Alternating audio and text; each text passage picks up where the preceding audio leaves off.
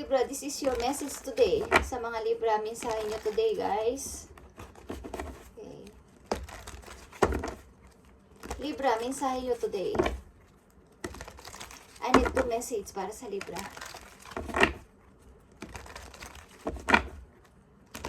I need 2 message sa Libra.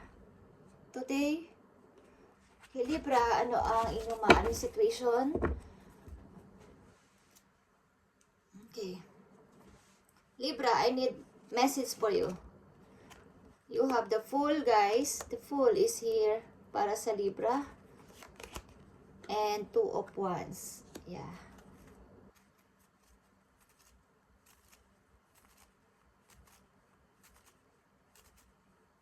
Ready ka na, guys? Okay.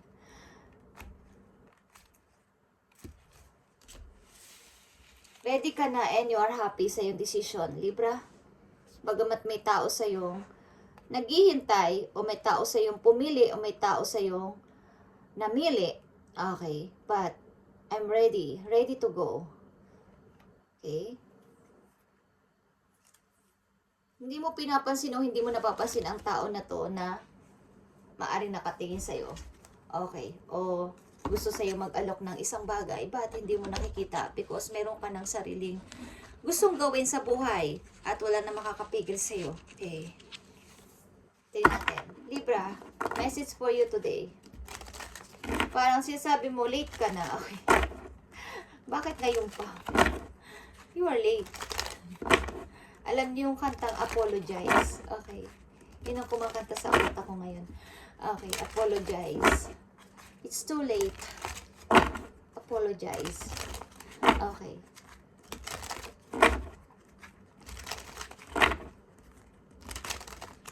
Bakit ngayon pa? Ang tagal kitang hinintay. Ngayon ka pa nagpaparamdam. Ngayon ka pa babalik. O ngayon mo pa ako pipiliin. Okay. I'm ready. I'm ready to go. Tingnan natin. Libra. The Fool is here para sa Libra. Ready ka na bang mag-travel, Libra? Ready ka na?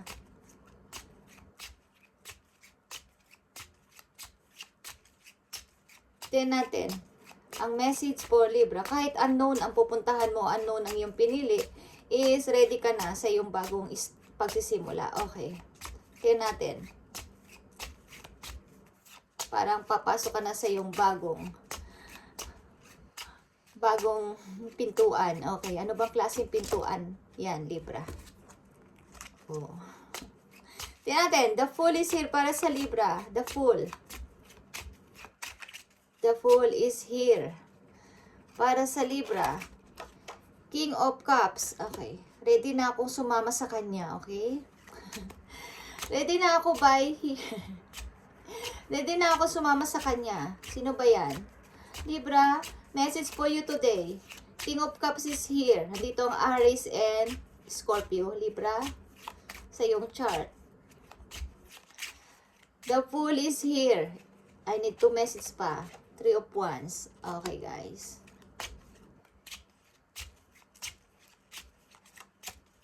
Maaring matagal na rin kayo naging magkarelasyon ng tao na to. Matagal na kayo magkarelasyon. At ito na yung tamang time to move.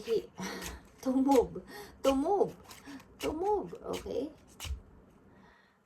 Para ito na yung time para sumama ko sa kanya. But paano siya? Okay. Uy. 10 of Cups is here, guys. Oh my gosh. May umaapila sa inyo, guys. Okay. May dalawa tayo. May dalawa ditong tao. Ano ba yan, guys? Ready ka na. Ba't dalawa ito? Dalawang person ito. Okay? Dalawang person ito, Libra. 2 of Wands. 2 of Wands is here. Ready na akong sumama. Ready na ako dito. But may dalawang tao ka pa rin ditong pinagpipilian. Libra, 2 of Wands, 5 of Pentacles is here. Ang isang person dito na nag-aalok sa iyo is hindi naman masyadong may pera. Maybe kulang siya sa source. Okay? Kulang siya sa pananalapi. Kulang siya sa, kumbaga, Wala naman siyang maiipagmalaki sa'yo, Libra. Okay, may taong pumili sa'yo, but kulang naman siya sa pananalapi. Okay. I need message pa sa Two of Wands. King of Wands. Okay, guys. Meron ditong tatlong tao. Tatlong person sa buhay mo. Bagong person ito. Parang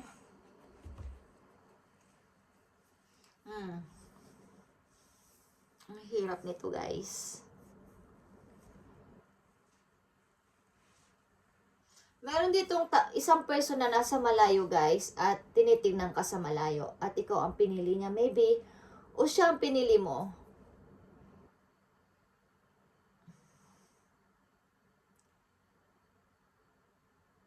But maybe may nag-aalok sa'yo dito magandang, parang magandang kinabukasan, magandang pamumuhay. But dalawang person ito. Dalawang person ang nasa malayo nag-aalok sa'yo ng magandang kinabukasan o magandang pamumuhay. Okay. Dalawang person. Tingnan natin dito. Ang dami mong sangkot sa yung tao, guys. Libra. Kitang-kita dito ang energy ng tatlong king. Okay, kung kayo babae, may tatlong lalaki sa'yo dito nakapila. O may tatlong lalaki dito nagkakagusto sa'yo. Okay? Parang masaya ka, guys, dito sa dalawang person na to. Okay. Tingnan natin. Libra. Sino ang King of Cups? Sino ang King of Cups dito sa buhay ng mga Libra? Sino ang King of Cups? Kasi kahit nandyan na siya sa tabi mo, mayroon ka pang tinitingnan na iba. Okay. Ito, nakikita ko, guys. Okay, para to sa lahat ng Libra. At kung hindi kayo dito resonate, baka sa iba to. Okay? So, ito ang nasa message. Okay, guys.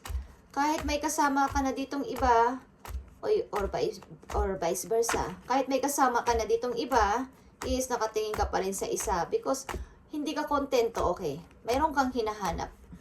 Kayo ba ay mahilig mag-challenge sa isang person? Kailan sa inyo? I-challenge kita, okay.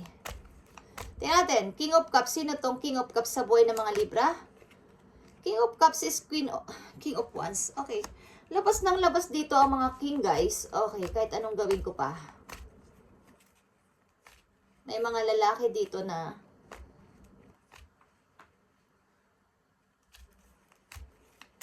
nakapila sa attention mo, nakapila sa pagmamahal mo. Okay, Libra? Ang tao na to is nasa malayo, tinitingnan ka sa malayo. Okay. Sino ang King of Pentacles dito? King of Pentacles. King of Pentacles. Maaring itong King of Wands na to is nasa malayo.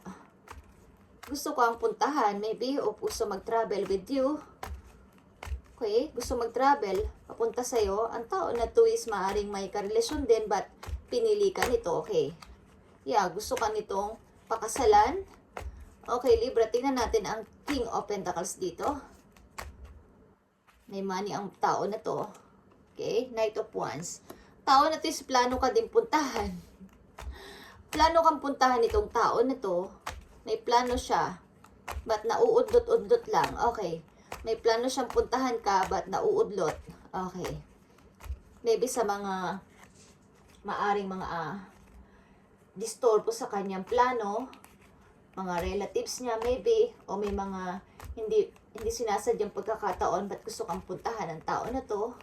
Plano kang puntahan. Okay. Dito sa kabilang side, sino ang King of Wands dito? Okay. May isang person dito na namili sa dalawa, guys. King of Wands. Okay. King of Wands is isang person ito na maaaring matagal ng single at marami siyang invest, guys. But kanino ko ibibigay ang invest na to? Wala naman akong paglalaanan. Okay, tinitingnan na lang niya ang kanyang mga nakamit sa buhay, mga naipon, sa pagtatrabaho niya ng halos matagal na siguro. But wala naman siyang paglalaanan. So, Maaring ikaw ang napili niya, Libra, na bigyan nito o kasamahin sa buhay. Okay, guys. Napakaganda ng kapalaran mo. Okay. So, may tatlo dito almost na lalaki nag-aagawan sa attention nyo, Libra. So, nakikita ko dito is handa ka na sumubok sa challenges na to. Okay. Maaring may dalawa ka dito. Nasa listahan. Nasa list mo na sino sa kanila ang dapat kong piliin. Okay. Pero hindi to masama, guys, sapagkat ito ay pag-i-start ng iyong bagong kabuhayan, bagong start ng iyong buhay. Okay, the Fool is your new adventure and new path, new direction na pipiliin, Libra. At maaring kahit hindi ka pa familiar dito sa lugar na pupuntahan mo o sa papasukin mong challenges is handa ka. Okay, handa kang itry ito para sa iyong sarili. Okay, so tingnan natin ang iyong dapat na tandaan. Iyong dapat tandaan at paalala sa iyo ni Universe. Okay, ni God. Ano ang dapat yung tandaan dito sa inyong situation, Libra? Okay, Four of Cups. Maaring yung offer, guys, na yung totoong offer galing sa heaven. Mas alamin nyo pa. Humingi kayo ng guide sa taas kung ano ba talaga ang totoong ibibigay sa akin ni God maliban sa aking gusto. Okay? Mga dapat nyong tandaan, guys. O paalala sa inyo, yung talagang offer ng heaven sa inyo is oh my gosh. Yung talagang offer ni God sa inyo ang inyo dapat na tingnan. You can see, hindi mo nakikita ang paparating na offer sa iyo ng heaven. So, humingi kayo ng guide doon sa taas para maalaman nyo, Libra, sapagkat marami kang maybe manliligaw kung kayo ay babae. Maraming nag-aagawan sa iyong attention, okay? So, ano pa ang dapat mong tandaan at paalala sa iyo? Ten of Wands is here. Maaring yung alam niyo yung pagkuha o yung mga responsibilidad na dapat hindi sa'yo, wag mo nang pakialaman pa. Okay. Maaring iwasan ninyo ang kumuha o tumanggap ng mga responsibilidad na hindi naman dapat kayo ang nagdadala sapagkat nandito na kayo sa Fool. Okay. Sa bago ninyong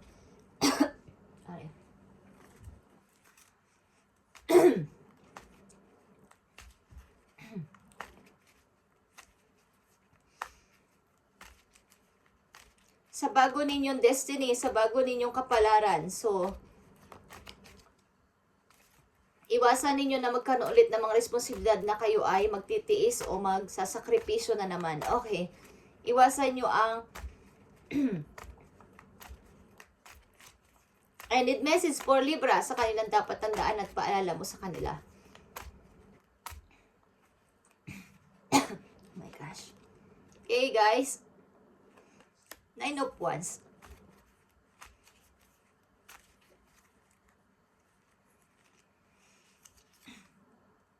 The Moon. Oh my gosh.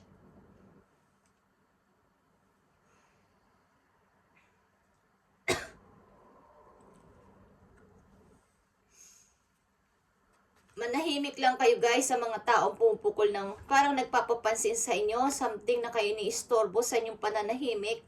Maaring day and night. May mga taong makukulit sa inyong paligid na kayo ay may gusto sa inyong alamin o may gusto sa inyong itanong, may gusto sa inyong baga, kung ano-ano yung mga gusto sa inyong malaman na ayaw nyo naman magsalita, na natili kayong tahimik. Maybe, iwasan ninyo mga taong ito, okay, guys, sapagkat maaaring kayo ay ang mga tao na tis na curious sa inyong nangyayari sa inyong buhay sa ngayon. May ay nako. Ayaw akong pagsalitain. Okay. Okay, guys. Meron dito mga tao na Ako curious sa nangyayari sa buhay nyo ngayon. So, manatili lang kayong tahimik. Okay? God.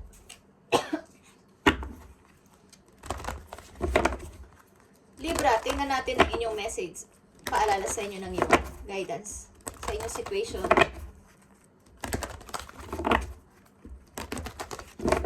Maaring ilan sa inyo guys is practical about sa money, about sa kabuhayan.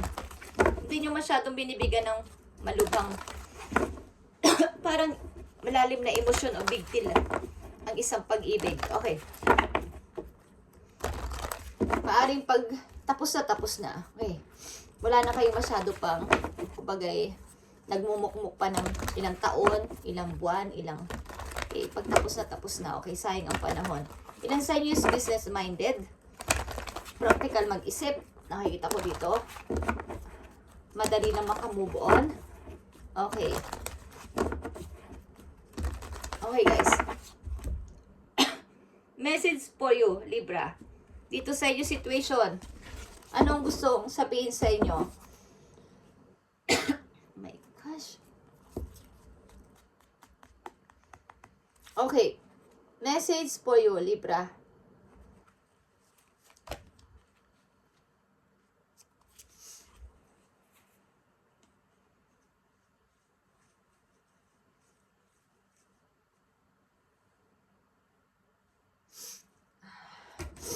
Message for you, Libra, sa inyong situation. Tingnan natin. Okay. Ask for help.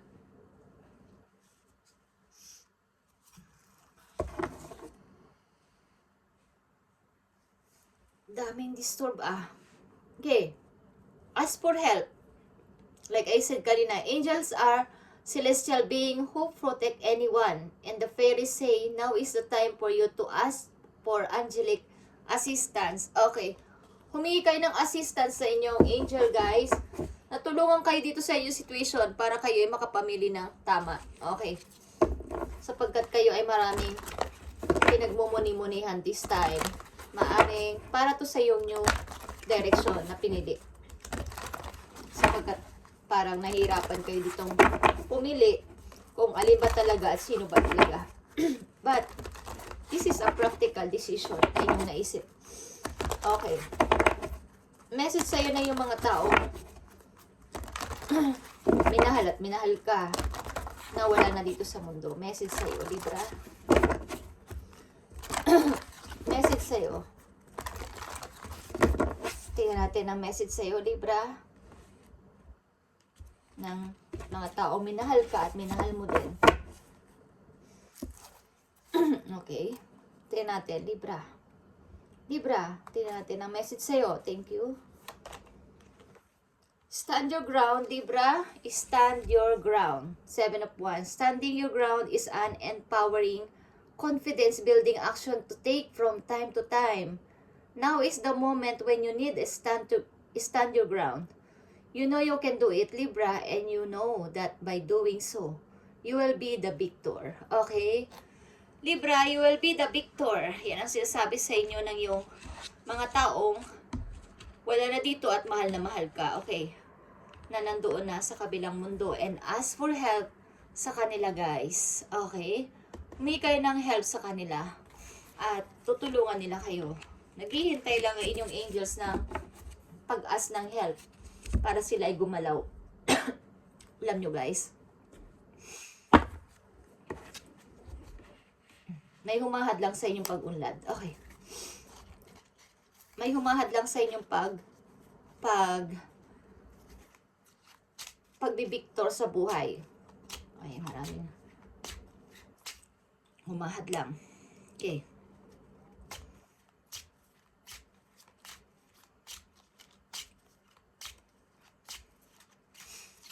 Maraming humahad lang sa inyong gustong pag-unlad sa buhay at pagiging isang practical person.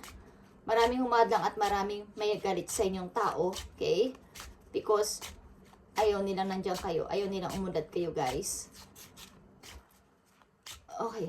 Tingnan natin ang isang message na lang para sa inyong pag-unlad. Okay. Tingnan natin, guys. Huwag nyo silang intindihin. Okay, Libra? Huwag nyo silang intindihin sa kanilang paghadlang sa inyo. Intindihin nyo ang inyong ikakabuti at bago ninyong journey ng buhay. Okay? Message for Libra. Ten of Wands. Okay. Page of Cups. Three of Swords.